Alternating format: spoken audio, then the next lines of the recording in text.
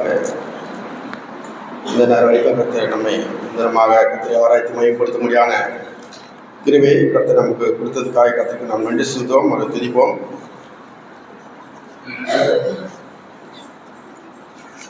நேரம் ஆண்டுடைய வார்த்தையை நாம் வாசித்து நாம் இங்கிருந்து முடித்து நாம் முடிக்கலாம்.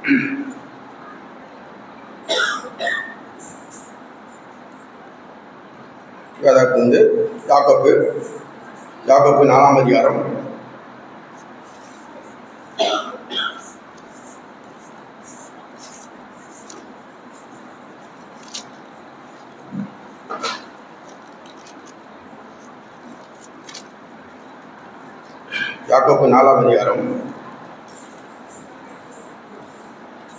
5-8 வரை.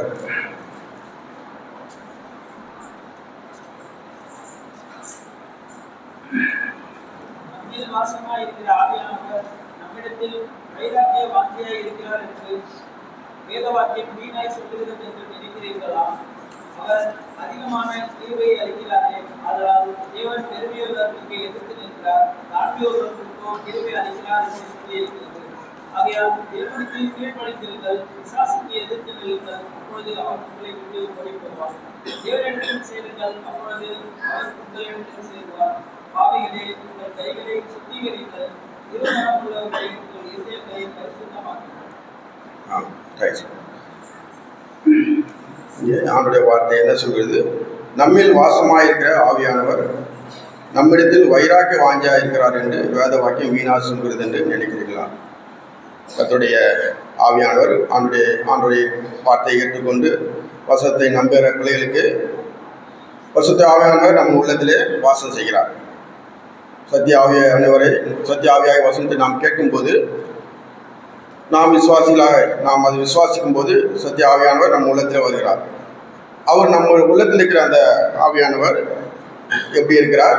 நம்மில் வாசம் செய்கிற ஆவியானவர் வைராக்கிய வாஞ்சியாக இருக்கிறார்.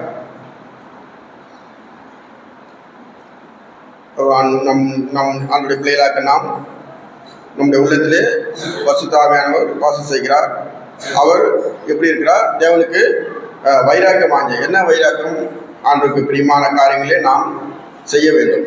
ஆண்டுக்கு பிரியமான காரியங்கள் நாம் செய்ய வேண்டும். அது எப்படி நாம் நடக்க வேண்டும், அதற்கு நம்மை ஒப்பு கொடுத்து அதன்படி நடக்க வேண்டும்.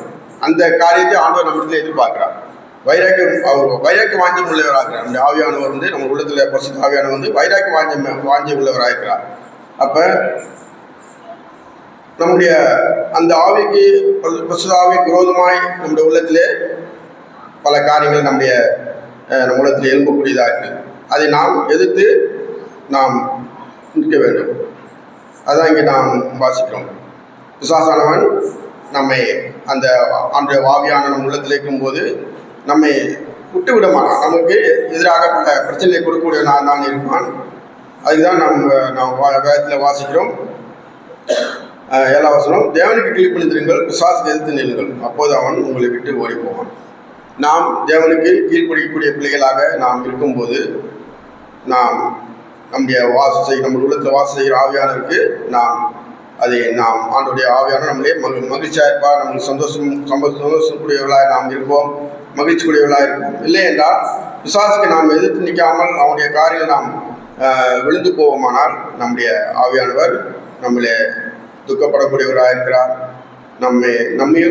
நாமும் ஆண்டுடைய பிள்ளைகளாக நாமும் துக்கத்தோடு நாம் இருப்போம். அதனாலே ஆண்டுடைய பிள்ளைகளாக நம்முடைய உள்ளத்திலே இருக்கிற ஆவியானவர் வைராக்கிய வாஞ்சி உள்ளவராக இருக்கிறார். அவர் ஆண்டுக்கு விரோதமாக கர்த்தருடைய வார்த்தைக்கு விரோதமாக கர்த்தருடைய பிள்ளைகளுக்கு நாமத்துக்கு விரோதமாக எழும்பக்கூடிய காரியத்தை நாம் எதிர்த்து போராட வேண்டும். அதை நாம் லேசாக விட்டு போக முடியாது. அதனாலே நான் வேதத்தில் வாசிக்கும்போது அநேக ஆண்டுடைய பிள்ளைகள் விசுவாசுக்கு எதிர்த்து நின்றதை நாம் வேதத்தில் வாசிக்கிறோம். தானியலில் கூட நாம் வாசிக்கிறோம். தானியல் 3ஆம் அதிகாரம்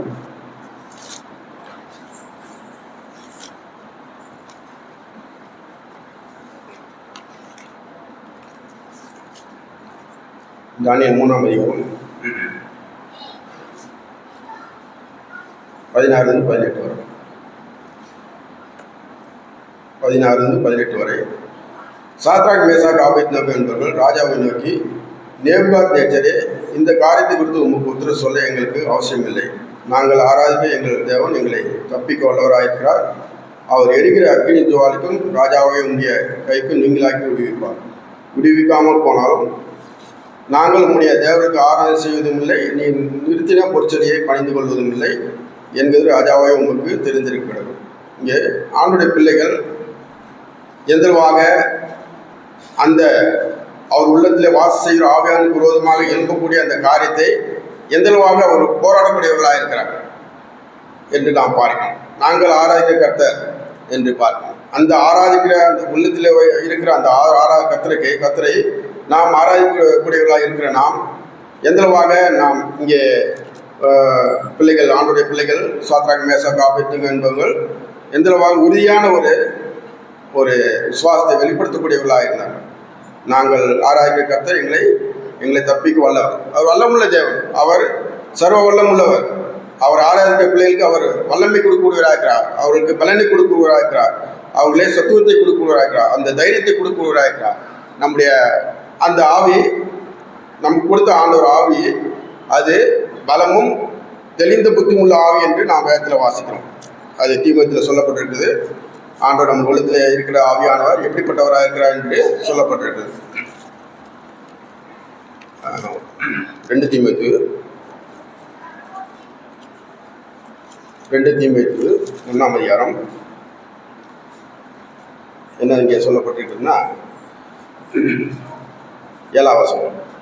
தேவன் நமக்கு பயமுள்ள ஆவியை கொடாமல் பலமும் அன்பும் தெளிந்த புத்தியுள்ள ஆவியை கொடுத்திருக்கிறார். பிரியமான ஆண்டோடைய பிள்ளைகளாக நாம் நம்முடைய உள்ளத்திலே ஆண்டோடைய ஆவியானவர், பரிசுத்த ஆவியானவர் எப்படிப்பட்டவராக இருக்கிறார்? பலமும் அன்பும் தெளிந்த புத்தி உள்ள ஆவியாக இருக்கிறார். அதனால நாம் பயப்பட தேவையில்லை. பிசாசானவன் பல கிரிகளை செய்யக்கூடியவனாக இருக்கிறான். ஆண்டோடைய பிள்ளைகளுக்கு விரோதமாக உடம்புலையும் உள்ளத்திலையும் பலவிதமான போராட்டங்களை கொடுக்கக்கூடியவனாக இருக்கிறான். ஆனால் நாம் அதை பார்த்து பயந்து போகக்கூடாது. பயமுள்ள ஆவியை நமக்கு கொடுக்கல ஆண்டவர். நம்முடைய உள்ளத்தில் என்ன ஆவி கொடுக்கிறார்? பலமும் அன்பும் தெளிந்த புத்தியுள்ள ஆவியை ஆண்டவர் கொடுத்துக்கிறார். நம்முடைய ஆண்டவர் வல்லமுள்ள தேவன். அவரால் முடியாத ஆகாத காரியம் ஒன்றும் இல்லை. அவர் காற்றையும் கடலையும் மதிப்பினவர். அவர் அக்கினியின் ஜுவாலையை அதிலிருந்து காப்பாற்றக்கூடியவர். அதுதான் நாம் வேதத்தில் வாசிக்கும். சாத்ராக் மேசாக் ஆபேத்நேகோ என்பவர் என்ன பண்ணாங்க? அந்த ஆவியானுக்கு விரோதமாக எழும்பக்கூடிய காரியத்தை என்ன பண்ணாங்க? தைரியத்தோடு போராடினாங்க. அங்கே ராஜாவே, அந்த நாட்டை ஆளுநர் ராஜா நேபுகாத்நேச்சர் என்ன சொல்கிறாரு? என்ன உங்கள் என்ன இப்படி நிற்கிறீங்க? நீங்கள் நான் நிச்சயம் அந்த சிலையை பணிந்து கொள்ள மாட்டீங்களா என்று அங்கே பயம்படுத்துகிறான். இப்போ பணிந்து கொள்ள போகிறீங்களா இல்லையா? உங்களை நெருப்பில் போட்டுருவேன், உங்களை அக்கினியில் போட்டுருவேன், நீங்கள் அதுதான் சாம்பல் ஆகிடுங்க என்று அங்கே பயம்படுத்துகிறான். ஆனால் அந்த பயத்துக்கு ஆண்டோடைய பிள்ளை என்ன பண்ணாங்க? பயந்தார்களா? தைரியமாக நின்னாங்க. அவர் உள்ளத்தில் அந்த ஆவியவங்க வைராக்கியம் வாஞ்சியம் உள்ளவராக இருந்தார். அப்போ நம்முடைய இது நமக்கு ஒரு எடுத்துக்காட்டாக இருக்குது. ஆண்டோடைய பிள்ளைகளுக்கு, நாம் இந்த உலகத்தில் வாழ்கிற நமக்கு, நாம் எந்தளவாக கர்த்தரை தைரியத்தோடு அந்த ஆவியானவருக்கு நாம் கீழ்ப்படுத்தி நடக்க வேண்டும். நம்முடைய ஆவியான, நம்ம உள்ளத்தில் இருக்கிற ஆவியானவர் வைராக்கியம் வாஞ்சியம் உள்ளவராக இருக்கிறார். ஆண்டவருக்கு விரோதமாக, கர்த்தருடைய நாமத்துக்கு விரோதமாக எழும்பக்கூடிய காரியத்தை நாம் தைரியத்தோடு போராட வேண்டும். அது நமக்கு ஆண்டவர் கொடுத்திருக்கிற ஒரு பலனாக இருக்கிறது. நம்முடைய ஆண்டவர் வல்லமுள்ள தேவனாக இருக்கிறார். பலமும் அன்பும் தெளிந்த புத்தியுள்ள ஆவியை நமக்கு கொடுத்திருக்கிறார். பயமுள்ள ஆவியை நமக்கு இல்லை. பயந்து நாம் போக முடியாது. ஆண்டவருக்காக நாம் எதிர்த்து நின்று தான் நாம் செயல்பட வேண்டும். பிரியமானவர்களே, ஆண்டவருடைய பிள்ளைகளாக நாம் தைரியத்தோடு ஆண்டவர் விரோதமாக எழுப்பக்கூடிய காரியங்களை நாம் தைரியத்தோடு அதை போராடக்கூடியவர்களாக இருக்கிறோம். ஆண்டவர் பெரிய காரியங்களை செய்யக்கூடியவராக இருக்கிறார். இங்கே என்ன பார்க்கிறோம்? கீழே நாம் வாசிக்கும் போது, இவ்விதமாக ரட்சிக்கக்கூடிய தேவன் ஒருவரும் இல்லை என்று சொல்லப்பட்டிருக்கிறது.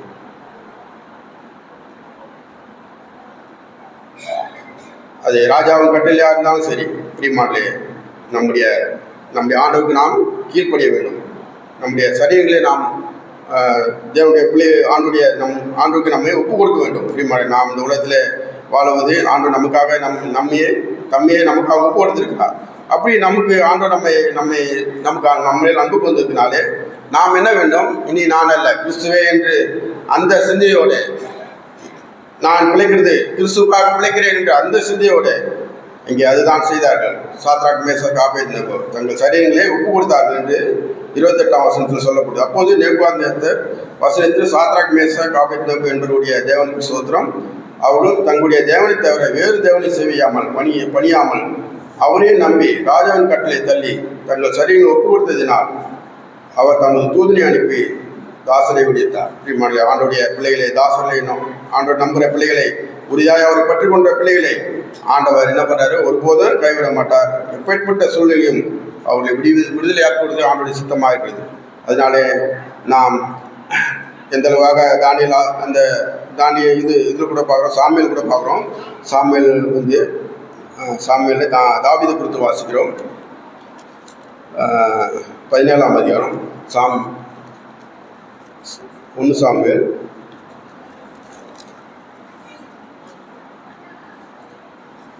17ஆம் அதிகாரம் 1 சாமுவேல் 17ஆம் அதிகாரத்தில் 45ஆம் வசனம்.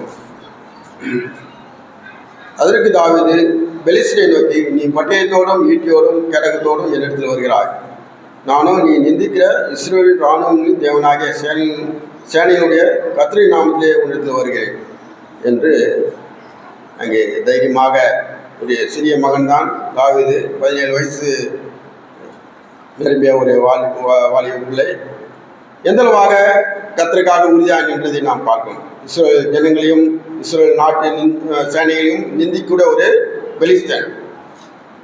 அவன் கோலியாத் அதிகமாக அவனை பார்த்தா பயந்து நடக்கிறார்கள். இஸ்ரவேல் ராணுவமே நடுங்கி கொண்டிருக்குது. சவுல நடுங்கி கொண்டிருக்கிறார். என்ன செய்யணும்னு தெரியாமல் இருக்கிற நிந்திக்கிறான். நீங்கள் யாராவது ஒருத்தர் தெரிந்து கொண்டு எடுத்து அனுப்புங்க என்று சொல்கிறான். ஆனால் அவன் ஆண்டுடைய பிள்ளை தாவீது, அவர் உள்ளத்தில் ஆண்டுடைய வைராக்கியம் இருந்தது, தேவனுடைய வைராக்கியம் அவனுக்கு இருந்தது.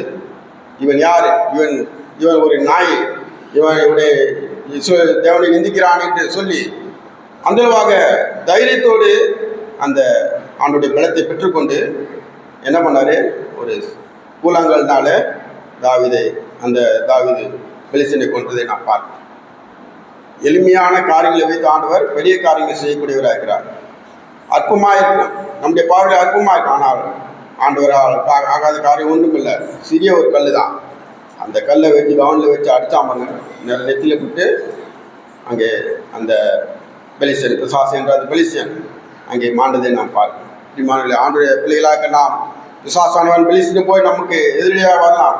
அந்தளவாக நம்மை ஒக்கரிக்கக்கூடியவனாக, நம்மளை பார்த்து கெச்சிக்கக்கூடியவனாக, நம்மளை பார்த்து நிந்திக்கக்கூடியவனாக, ஆண்டுடைய பிள்ளைகளை பார்த்து அவன் மிரட்டக்கூடியவனாக இருக்கான். ஆனால் நம்மளுக்கு தைரியம் கொடுக்குறது யாரு? ஆண்டவர் தான். பரிசுத்த ஆவியானவர், நம்ம உள்ளத்தில் வாசம் செய்கிற ஆவியானவர் நமக்கு பலனாக இருக்கிறார். நமக்கு சத்துவத்தை கொடுக்குறார். நமக்கு எழுந்து நடந்து செயல்படக்கூடிய பலனை கொடுக்குறார். அப்படி மாதிரி அந்த பலனை நாம் யாருக்கு பெற்றுக்கொண்டார்? தாவீது பெற்றுக்கொண்டார். அவர் சிறிய ஒரு பிள்ளையாக இருந்தாலும் கர்த்தருடைய நாமத்திலே நான் உன்னிடத்தில் வருகிறேன் என்று சொல்லி என்ன பண்ணார், அந்த கோலியாத்தை மேற்கொண்டதை நான் பார்க்கிறோம். ஆண்டவர் பிள்ளைகளாக நம்முடைய உள்ளத்திலே ஆவியானவர் நம்முடைய உள்ளத்தில் வாசம் செய்கிறார். அவர் பலனும் தைரியத்தையும் விவேகத்தையும் நமக்கு கொடுக்கக்கூடியவராக இருக்கிறார். நாம் பார்த்து நாம் பயந்து போகக்கூட தேவையில்லை. நாம் பயந்து என்ன நடக்குமோ எது நடக்குமோ சோர்ந்து போய் நம்ம அமைதியாக உட்கார தேவையில்லை. இப்படி மாட்டே எழுந்து செயல்பட வேண்டும், எழுந்து நம்ம காரியத்தை நடத்த வேண்டும். கர்த்தர் நமக்கு உதவி செய்யக்கூடியவராக இருக்கிறார். நமக்கு பலனை கொடுக்கக்கூடியவராக இருக்கிறார். அதனால ஆண்டோட பிள்ளைகளாக நாம் ஆண்டோட நமக்கு என்ன கொடுக்குறார்? பலனை காணாமலுக்கு ஒத்த பலன் உண்டு அப்படின்னு தான் சொல்லப்பட்டிருக்குது. என்னாகமத்திலே நாம் வாசிக்கிறோம், கர்த்தருடைய பிள்ளைகளுக்கு ஆண்டவர் கொடுக்கக்கூடிய பலன் எப்படிப்பட்டதாக இருக்கு என்று சொல்லப்பட்டிருக்குது. என்னாகமும் 23ஆம் அதிகாரம்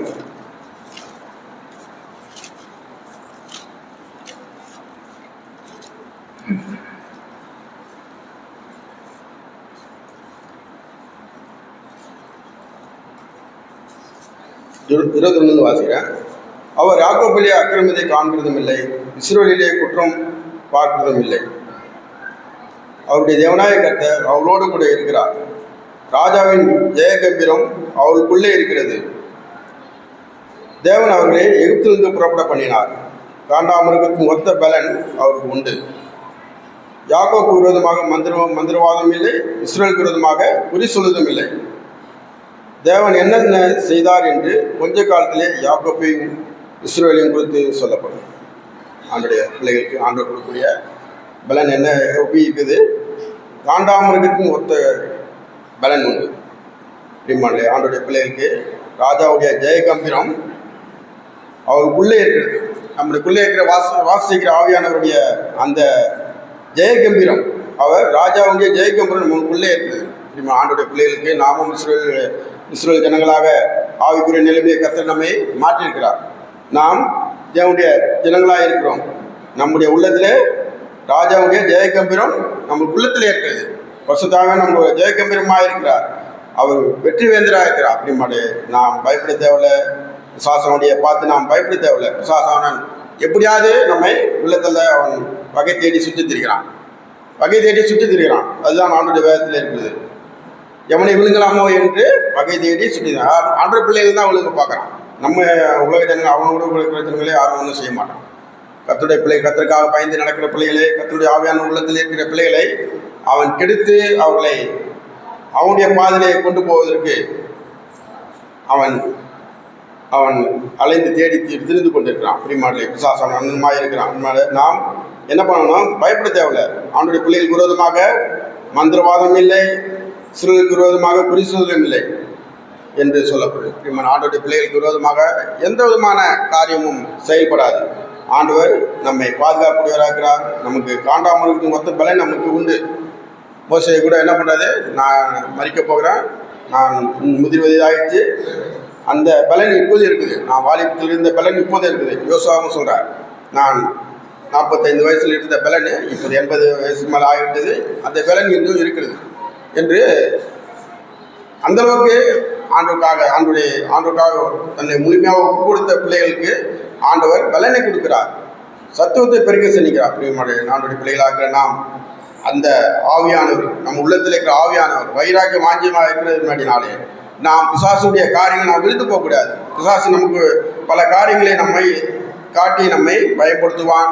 நம்மளை அவனுடைய பாதத்திலிருந்து நம்மை விலக்கி போகக்கூடிய செய்வனாக இருக்கான். அதனாலே நாம் தைரியமாக இருந்து அவனை மேற்கொள்ள வேண்டியது நம்ம மேல் விழுந்த கடமையாக இருக்கிறது. நாம் சங்கீதத்தில் கூட சொல்லப்பட்டிருக்குது. சங்கீதம் 46ஆம் அதிகாரம்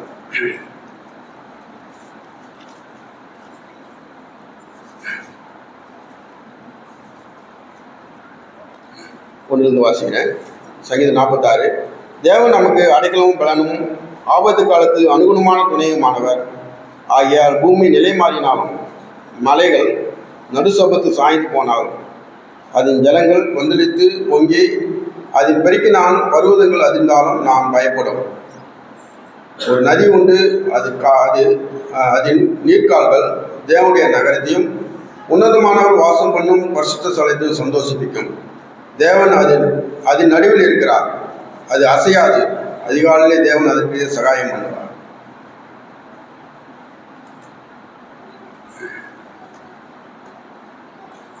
உன்னதமானவர் வாசம் பண்ணும் பரிசுத்த ஸ்தலத்தை சந்தோஷிப்பிக்கும்.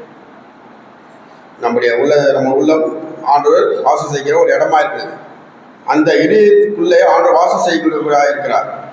அந்த இதயம் பயப்படாமல் திடனாக நம்பிக்கையோடு அது சந்தோஷம் எப்படிப்பட்ட சூழ்நிலை வந்தாலும் உலகத்தில் நாம் சந்தோஷத்தோட நம்பிக்கையோடு இருக்கிற ஒரு பிள்ளைகளாக இருக்கும். பிரிமாண்டே அதுதான் ஆண்டுடைய பிள்ளைக்கு ஆண்டு கொடுத்திருக்கிற பலன்.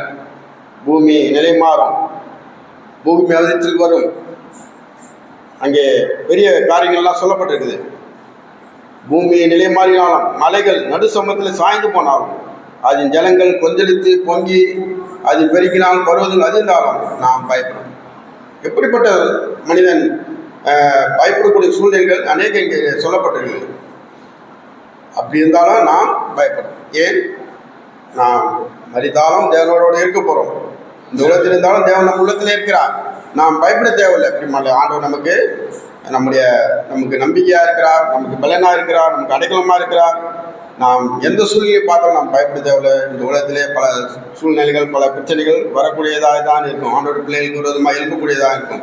ஆனால் அவை எல்லாவற்றையும் மேற்கொள்ளக்கூடிய பலனை ஆண்டவர் நமக்கு தருகிறார். நம்ம உள்ளத்திலே வாசம் செய்கிறார்.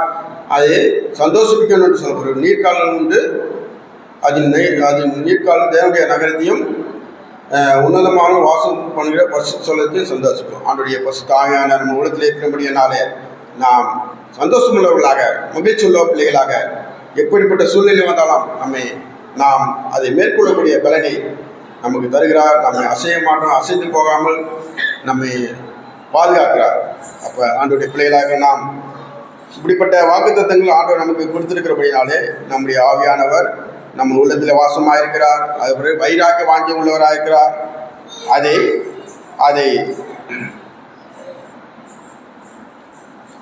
அதனால நாம் என்ன செய்ய வேண்டும்? யாக்கோபில் வாசித்தோம். யாக்கோபு 4:10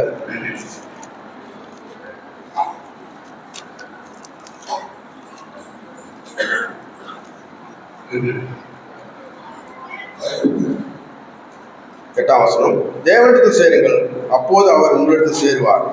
பாவிகளே, உங்கள் கைகளை சுத்திகரியுங்கள், இருமனம் உள்ளவர்களே, உங்கள் இதயங்களை பரிசுத்தமாக்குங்கள். ஆண்டவரோடு நாம் சேர்ந்திருக்கும் போது தான் அவர்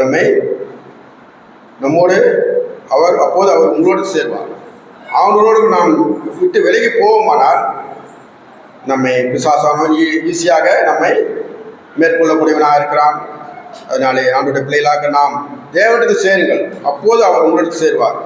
பாவிகளே, உங்கள் கைகளை சுத்திகரியுங்கள், இருமனம் உள்ளவர்களே, உங்கள் இதயத்தை பரிசுத்தமாக்கும்.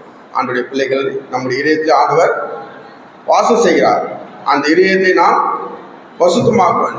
நாளுக்கு நாள், நிமிஷத்துக்கு நிமிஷம் ஆண்டவருடைய பிள்ளைகளாக நாம் அந்த இதயத்தை பரிசுத்தமாய் நம்மை அந்த பசுத்தை நாம் காத்துக்கொள்ளும் போதுதான் அவர் பரிசுத்தமுள்ள தேவன் நம்ம உள்ளத்திலே வாசம் செய்வார். நான் பரிசுத்த, நீங்களும் பரிசுத்தராயிருங்கள் என்று சொல்லியிருக்கிறார்.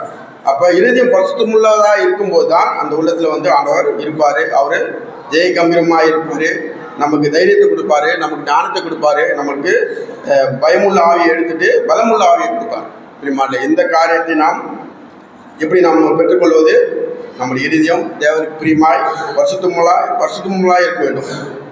அதை விட்டு நாம் அதை இராமல் இருப்பதற்கு பிசாசானவன் வகை தேடி சுற்றி இருக்கிறான். எல்லாத்தையும் இதையும் ஆசையை காட்டி நம்ம என்ன பண்ணுறான்? விலை செய்கிறான். நாம் பார்க்குறோம். யூதாஸ் காரியத்தை கூட நாம் வாசிக்கிறோம். யூதாஸ் காரியத்தை என்ன பண்ணார்? பணத்துக்கு ஆசைப்பட்டார். 30 வெள்ளிக்காசு உங்களுக்கு தரேன்னு சொன்னவொடனே என்ன பண்ணார்? ஜீவனில் தேவனை காட்டி கொடுக்கிறதுக்கு தன்னை ஒப்பு கொடுத்தார். பிசாசு அவன் உள்ளத்திலே பூந்தான் என்று சொல்லப்பட்டிருக்கிறது. ஆண்டோடைய பிள்ளைகளே, பிசாசானவன் கெடக்கூடியவனாக இருக்கிறான். யோவான் 13ஆம் அதிகாரம்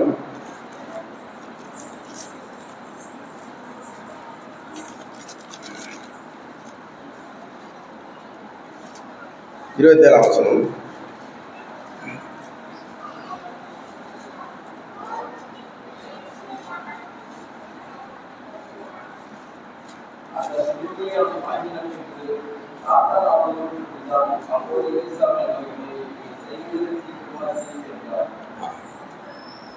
சாத்தான் அவன் உள்ளத்துக்குள் புகுந்தான். அவனுக்குள் புகுந்தான்னா அவன் உள்ளத்தில் தேவன் வாசம் செய்கிற அந்த இடத்துல அவன் சாத்தானுக்கு ஒப்பு கொடுத்துட்டான். அப்போ சாத்தானுக்கு ஒப்பு கொடுத்த என்ன பண்ணான்? சாத்தான் அவன் உள்ளத்தில் வந்துட்டான். ஏன்? அவன் பணத்துக்காக 30 வெள்ளிக்காசுக்காக கர்த்தரை அவன் உடன்பட்டான் என்று சொல்லப்படுது. வேறு பேசுகிறான். அங்கே போயிட்டு அங்கே இதனுடைய அதிகாரிகளுக்கும் அந்த மூப்பர்கிட்டும் போயிட்டு பேசி என்ன பண்ணான்? நான் எனக்கு எவ்வளோ தருவீங்க, எவ்வளோ பணம் தருவீங்க என்று பேரம் பேசி 30 வெள்ளிக்காசுக்கு அவங்க உடன்பட்டார்கள் என்று சொல்லப்படுது.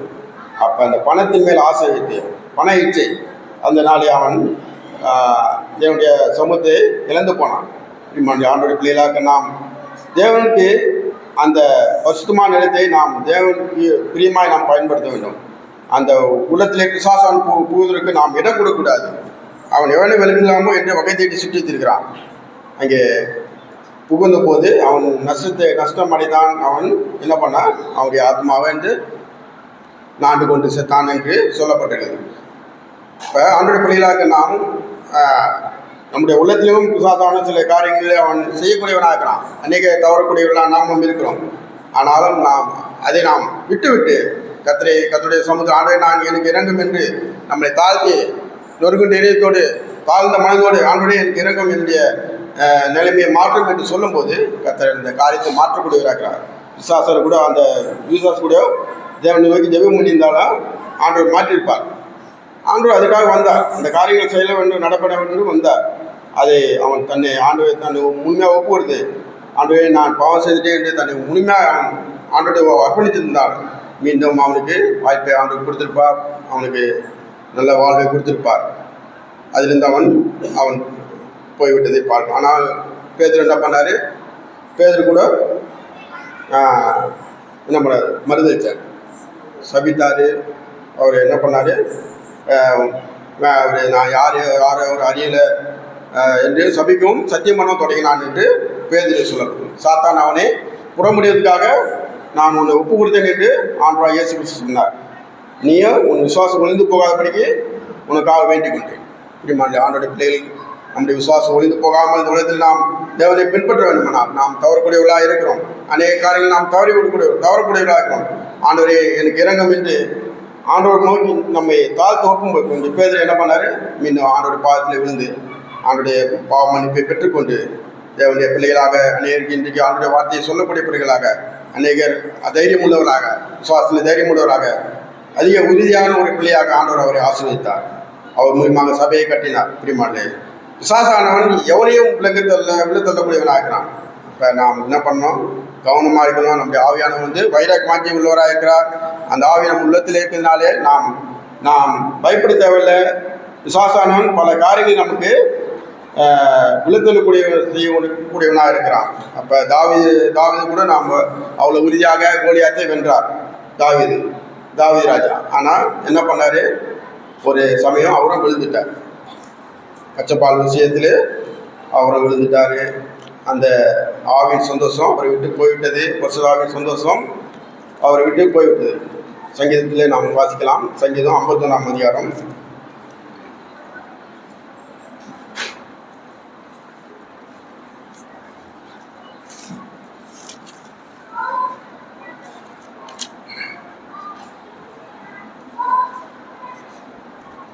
பத்துலேருந்து 12 வரைக்கும் சங்கீதம்.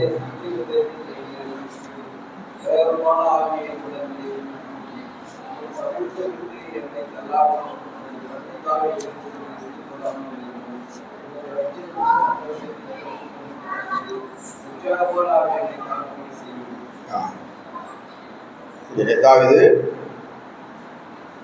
என்ன பண்ணார்? அவரு ஆண்டவருக்கு வைராக்கியமுள்ள ஒரு மனிதனாக தான் இருந்தார். கோலியாத்தை வென்றார். அப்படி அவருடைய அனுபவம் அப்படிப்பட்டதாக இருந்தாலும் ஒரு விஷயத்தில் அவர் தவறி போயிட்டார். அப்போ என்ன பண்ணார்? அந்த தவறத்தை ஆண்டவரத்தில் சமூகத்தில் அறிக்கையிட்டு, ஆண்டவரே என்னை தள்ளாதீங்க, உங்கள் சமூகத்தை விட்டு என்னை தள்ளாதீங்க, பரிசுத்த ஆவியை என் உள்ளத்திலிருந்து எடுத்துக்கொள்ளாதீங்க என்று தன்னை முழுமையாக ஒப்பு கொடுத்து சுத்தமான இதயத்தை எனக்கு தாருங்க, இளையரமான ஆவியை என் உள்ளத்தை புதுப்பியுங்க என்று சொல்லி அந்த ரச்சனை சந்தோஷத்தை மீண்டும் எனக்கு திரும்ப தாருங்க என்று உற்சாக ஆவியை என்னை தாங்க முடியும் செய்ய என்று அங்கே தன்னை முழுமையாக ஒப்பு கொடுத்த ஒரு மனிதன் தான் தாவீது. ஆண்டுடைய பிள்ளைகள் இந்த உலகத்திலே நாம் வாழ்கிற பிள்ளைகளாக இருக்கிறோம். ஆண்டுடைய பிள்ளைகளாக இருக்கிறோம். ஆனாலும் அநேக காரியங்களை நாம் தவறக்கூடியவர்களாக இருந்தாலும் மீண்டும் அதிலிருந்து நாம் விடுதலையாகி மீண்டும் ஆண்டுடைய நாமத்திலே ஆண்டுடைய நம்முடைய காரியங்களை ஒப்புவித்து தேவனை ஆண்டோட சொல்ற 17 அவசரம், தேவன் கேட்கும் பலிகள் நொறுகுண்ட ஆவிதான். தேவனே நொறுகுண்டதுமான இதயத்தை புறக்கணி. ஆண்டோட பிள்ளைகளை ஆண்டவர் ஒருபோதும் புறக்கணிக்க மாட்டார். நொறுகுண்டதுமான இதயத்தை நாம் நம்முடைய உள்ளத்தில் ஏற்படுத்தி கொண்டு கர்த்தருடைய காரியங்கள் நாம் இன்னும் ஆண்டோடைய பிள்ளைகளாக நாம் கவனமாக நடக்கும்போது தான் பெரிய ஒரு ஆசீர்வாதத்தை நமக்கு உண்டு. அப்போ ஆண்டோடைய பிள்ளைகளாக நாம் தேவனுடைய ஆவியை நாம் துக்கப்படுத்தக்கூடாது என்று இங்கே நாங்கள் வாசிக்கிறோம். எபேசியில் கூட சொல்லப்பட்டிருக்குது. எபேசு 4ஆம் அதிகாரம்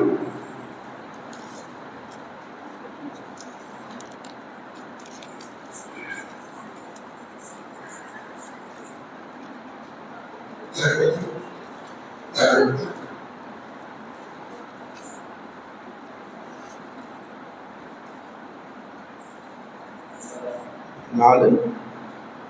30 அவசரம்.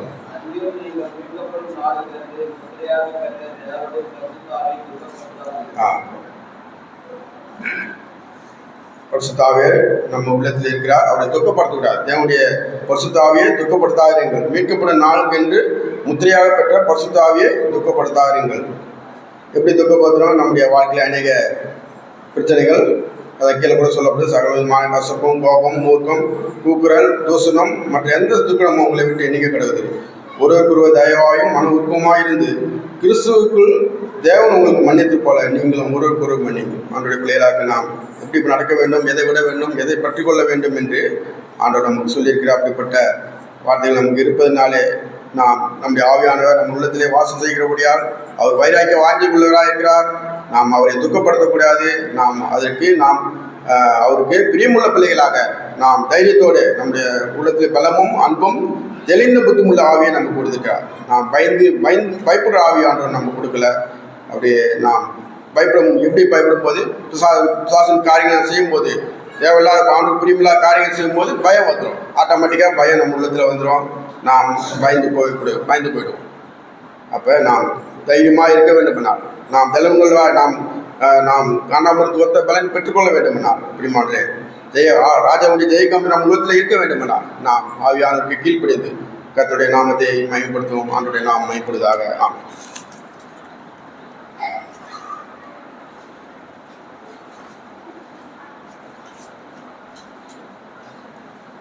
நாம் ஜெபிப்போம். இரக்கமும் நீதியும் நிறைந்த எங்கள் அன்பின் தகப்பனே, உம்முடைய பரிசுத்த குமாரனும் எங்களை மீட்க வந்த அருமை இரட்சகருமாகிய ஆண்டவராகிய இயேசு கிறிஸ்துவின் இனிய நாமத்துக்காக கர்த்தாவே உம்மை நான் நன்றியோடு துதிக்கிறேன். அருமையான நேரத்தில் கூட தேவரீர் உம்முடைய தாசன் மூலமாக கொண்டு வந்த ஜீவனுள்ள வார்த்தைகளுக்காக கர்த்தாவே உமக்கு நாங்கள் கோடான கூடி நன்றி செலுத்துகிறோம். ஆமான்றே அவைகளை கர்த்தாவே எங்களுடைய இருதய பலகைகளை நாங்கள் எழுதி வைத்து ஒவ்வொரு நாளும் அதனை எடுத்து வாசிக்கத்தக்கதாக, அதன்படி நாங்கள் நடந்து கொள்ளத்தக்கதாக ஆண்டரை நீக்கிடை செய்ய வேண்டும் என்று கர்த்தாவே உம்மிடத்தில் நாங்கள் ஜெபிக்கிறோம். ஆசீர்வதி பாதுகாத்துகளும் இருக்கட்டும். வந்திருக்கக்கூடிய ஒவ்வொரு பிள்ளைகளுக்கும் இன்றைக்கான ஆசீர்வாதத்தை தந்தருக்குவராக. ஆமான்றே வரை தடைப்பட்ட பிள்ளைகள் சரியான காரணம் இருக்குமேயானால் ஆன்றே அவர்களுக்கும் உடைய கண்களில் தயவு கிடைக்க வேண்டும் என்று கர்த்தாவே நான் ஜெபிக்கிறோம். ஆம் ஆண்டே, நாங்கள் வாசித்த வண்ணமாக தேவரீர் உண்மை நாங்கள் துக்கப்படுத்தாதபடிக்கு ஆண்டே நாங்கள் நடந்து கொள்ளத்தக்கதாக கர்த்தாவை கிருபை செய்ய வேண்டும் என்று ஆண்டே நான் ஜெபிக்கிறோம். ஆசீர்வதிப்பதாக பாதுகாத்துக் கொள்வதாக. வந்திருக்க ஒவ்வொரு பிள்ளைகளுக்கும் ஏற்ற கிருபை தருவதாக. இந்நேரம் கர்த்தாவே நீர் எங்களோடு இசைவாடி கொண்டிருந்த மாபெரும் கிருபைக்காக கர்த்தாவை உண்மை நாங்கள் நன்றியோடு துதிக்கிறோம். சோசரிப்போம். எல்லாவற்றிலும் எங்கள் ஆண்டவரும் அருமை இரட்சகரும் மீட்பருமாகிய இயேசு கிறிஸ்துவ நாமத்தினாலே ஜெபத்தேருக்கும் ஜீவனுடைய நல்ல பிதாவே. ஆமென். என் ஆத்துமாவே கர்த்தரை சோசரி, என் முழு உள்ளமே பரிசுத்த நாமத்தை சோசரி. என் ஆத்துமாவே கர்த்தரை சோசரி, அவர் செய்த சகல உபகாரம் மறவாதே. ஆமென்.